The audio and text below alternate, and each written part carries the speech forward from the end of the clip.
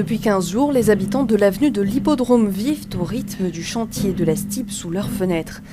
Il faut dans un premier temps démolir une chape de béton afin de remplacer le tapis anti-vibration endommagé qui se trouve sous les rails de tram.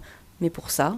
Tout le quartier a tremblé parce que l'entrepreneur a utilisé une méthode incroyable avec des camions masse. Et donc les vibrations ont été ressenties sur Général Jacques, sur l'avenue du Ray, donc c'était inouï.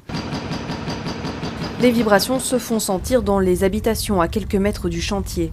Fissures, déchaussement des portes et fenêtres, tout ça fait craindre des conséquences plus graves encore pour les fondations même de ces maisons. Je me suis sentie en danger.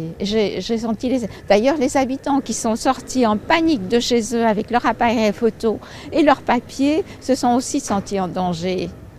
J'ai jamais senti une vibration pareille. Nous voudrions que l'entrepreneur tienne compte du fait que c'est une rue qui a été créée au 19e, avec des vieux bâtiments qui sont vénérables, qui doivent être respectés.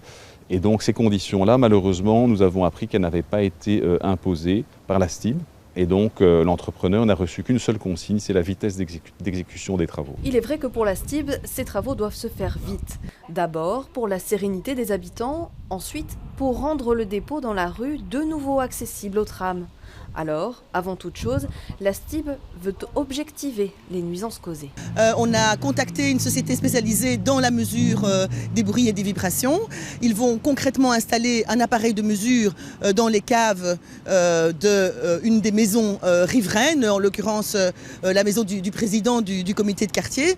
Et donc, grâce à cela, on aura chaque fois une alarme dès qu'on dépasse les taux autorisés. Et ça nous permettra d'agir et de trouver la meilleure solution pour y remédier le cas échéant.